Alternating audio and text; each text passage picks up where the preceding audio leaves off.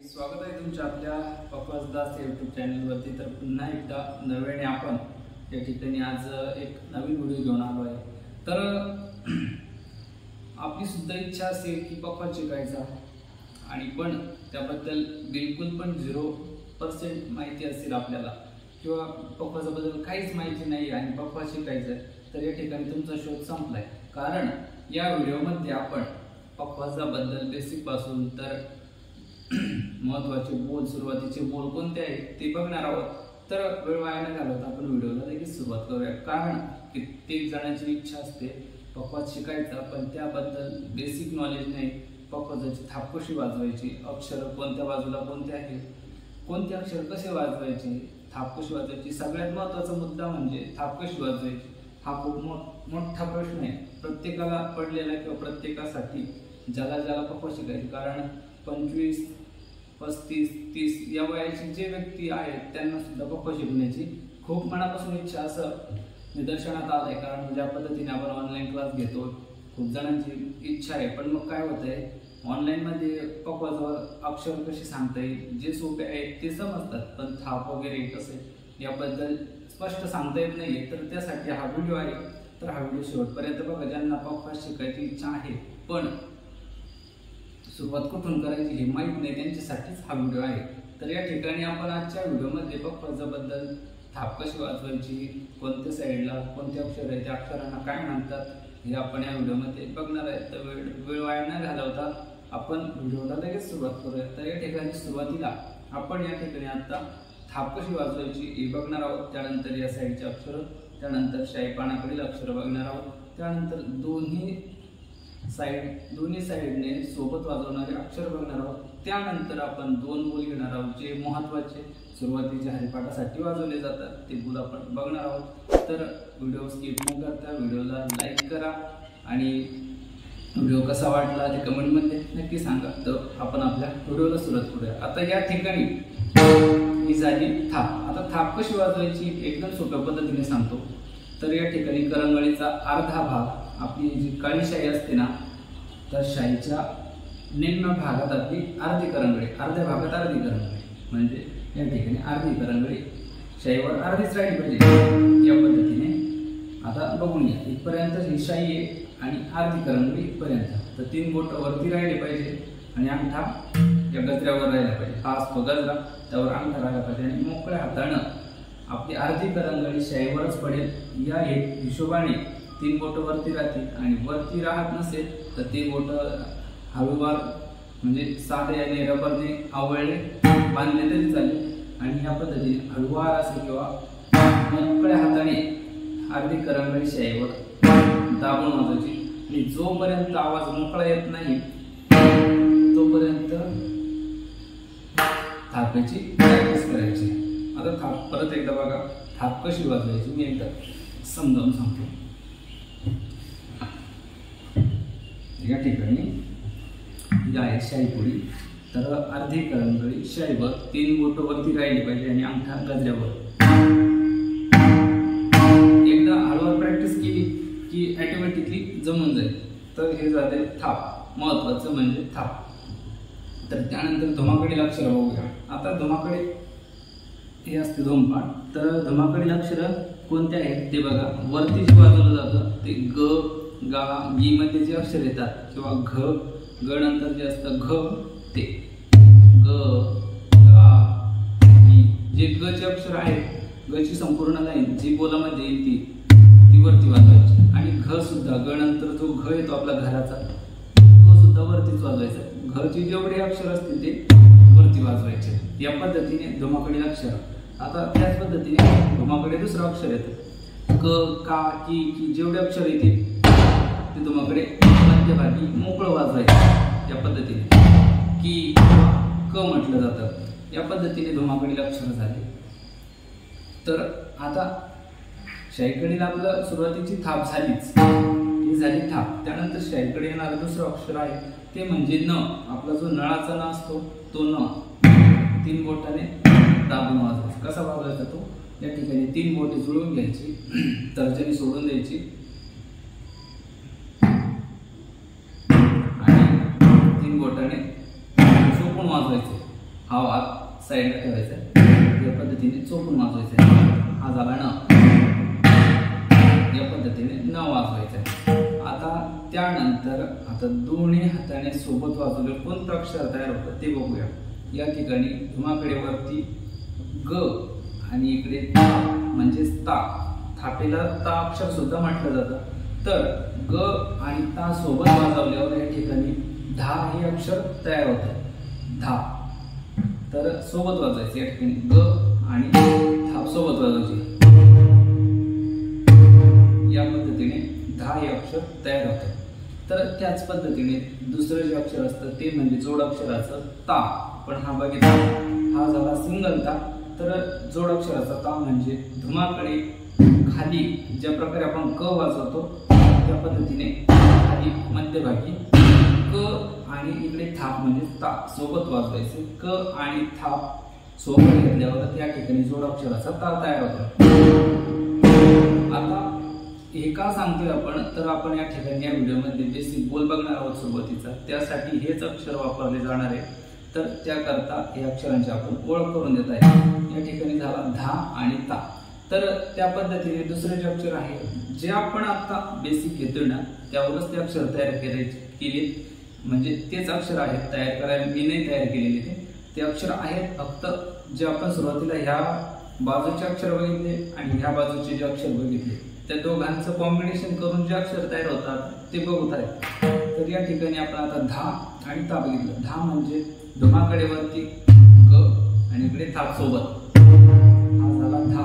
आणि ता म्हणजे धुमाकडे मध्यभागी क आणि इकडे थाप वाजवायचे, हा झाला जोड अक्षराचा ता।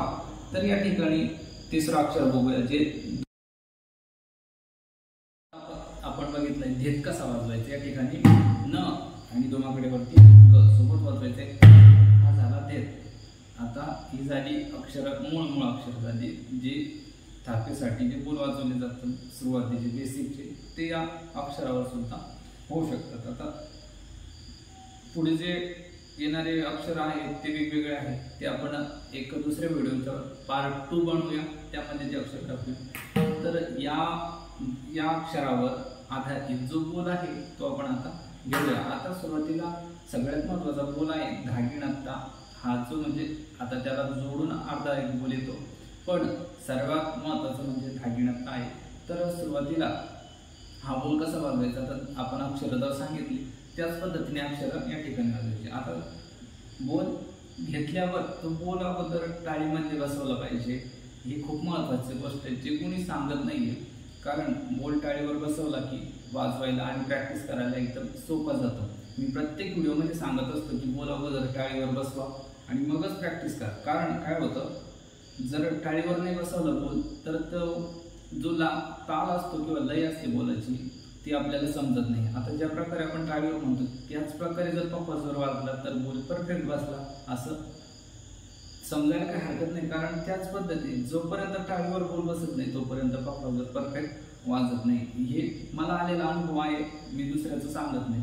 तर अगोदर बोल टाळीवर बसवायचा, त्यानंतरच पप्पाजवळ प्रॅक्टिस करायची। आता हा बोल आपण 4 मात्र्यामध्ये घेऊया किंवा अगोदरची 2च अक्षर आहे, 4 अक्षर आहे, 2 टाळीवर घेऊया, म्हणजे त्यानंतर पुढचा अर्धा जो बोल आहे तो घेऊया। अगोदर फक्त धागिणता हा बोल महत्त्वाचा आहे, तो कसा बसवायचा कसा वाजवायचा। आता टाळीवर 2 टाळीतच घेतला तरी हरकत, एका टाळीवर पण ऍडजस्ट होतो, पण दोन टाळीवर बसवायचं, त्यानंतर त्याचा अर्धा बोल ऍड करायचा त्याचा पुढचा। तर अगोदर धागिणता टाळीवर कसा घ्यायचा, धागी नत्ता। या ठिकाणी जो सुरुवातीला धा आहे त्यावर पहिली टाळी धागी आणि नत्ता, न वर दुसरी टाळी नत्ता, धागी नत्ता, धागी नत्ता, हा झाला टाळीचा प्रकार। तर आता पप्पाजवळ कसा वाजवायचा ते बघा। या ठिकाणी आपण सुरुवातीला सांगितलं धुमाकडे ग आणि इकडे थाप सोबत म्हणजे धा घ्यायचा, धा। त्यानंतर ग चे अक्षर सगळे वरती धुमाकडे या बाजूला, गी आणि न कसा वाजवायचा तर 3 बोटाने दाबून शेवटवर वाजवायचा, न धा की न। आणि ता कसा वाजवायचा तर या ठिकाणी जोड अक्षराचा ता आहे, तर त्यामुळे धुमाकडे खाली आणि इकडे ता सोबत वाजवायचा, धा की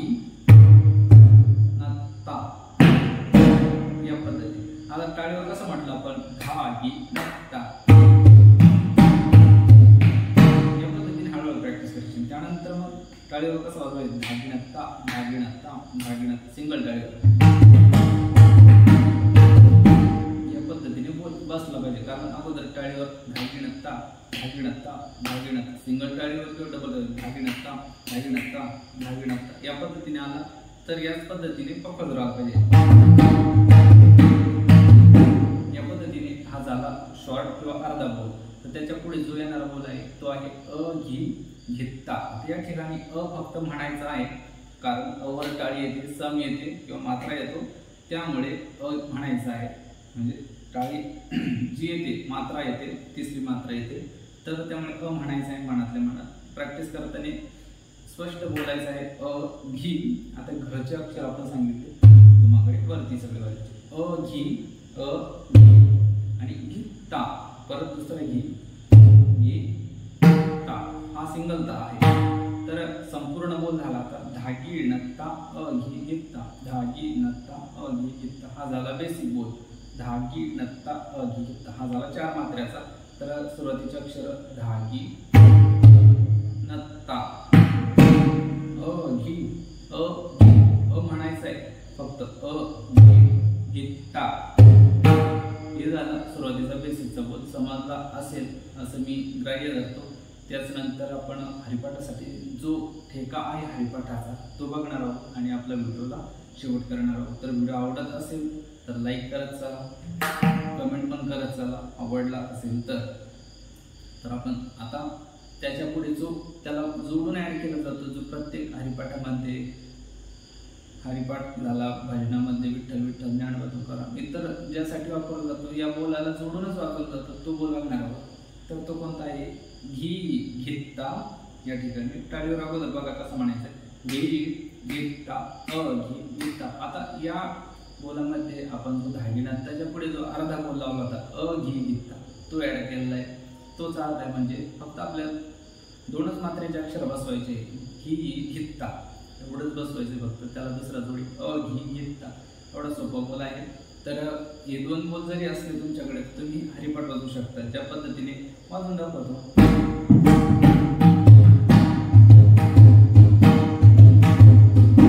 ज्याला पकवाज वाजवायची इच्छा आहे त्याच्यासाठी एवढे 2 बोल जरी शिकले हरिपाठ वाजवण्यासाठी तरी पूरक आहे असं मी समजतो. कारण किती जरी भांडवल असेल तर ते कमी पडतं, पण या बोलावर सुरुवातीला जिथे प्रॉब्लेम आहे वाजवण्याचा त्या ठिकाणी तुम्ही स्वतः वाजवू शकता. तर ते अक्षर आपण आता समजून घेऊ. पण अगोदर बोल टाळीवर बसवणं महत्त्वाचं हे मी पहिल्यांदा सांगितलं. तर बोल अगोदर टाळीवर घेऊ आणि त्यानंतर लगेच अक्षर सांगू. तर बोल कोणता आहे, घी घेता अ घी घेता. या पद्धतीने 4 टाळीवर बसवायचं. सुरुवातीला घीवर टाळी, घी घेता अ घी घेता. या पद्धतीने व्हिडिओ हेडफोन लावून ऐका, म्हणजे एकदम स्पष्ट समजेल आणि एकदम शांततेने बघा. आता अक्षर कसे, घी घेता, घी या ठिकाणी घी तुम्हाकडे वरती वाजवायचं, घी घेता. ता मोठा आहे, जोडाक्षराचा ता आहे, घी. त्यानंतर अ घी घेता, अ म्हणायचा आहे, मी परत सांगतो, अ म्हणायचा आहे. त्यानंतर घी अ घी अ घी घेता अ घी घेता अ घी नत्ता अ घी घेता घी घेता अ घी घेता.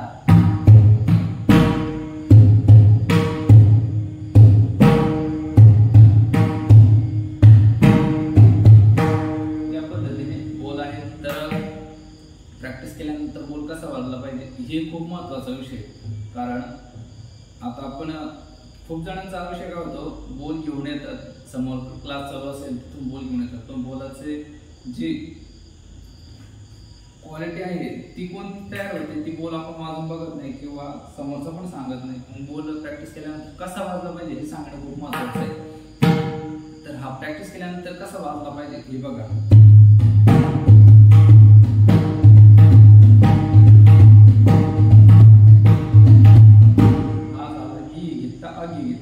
तर या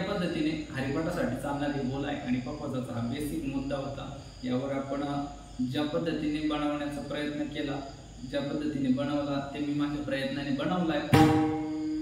काही कमी जास्त वाटलं असेल तर कमेंटमध्ये नक्की सांगा. काही विषय राहिला असेल तर कमेंटमध्ये नक्की सांगा. पार्ट 2 आपण आज याच मुद्द्यावर बेसिकवर घेणार आहोत. तर व्हिडिओ कसा वाटला कमेंट नक्की करत चला. काय होतंय तुम्ही नुसते व्हिडिओ बघताय पण कमेंट करत नाही, त्यामुळे प्रोत्साहन मिळत नाही आपल्याला व्हिडिओ बनवायला.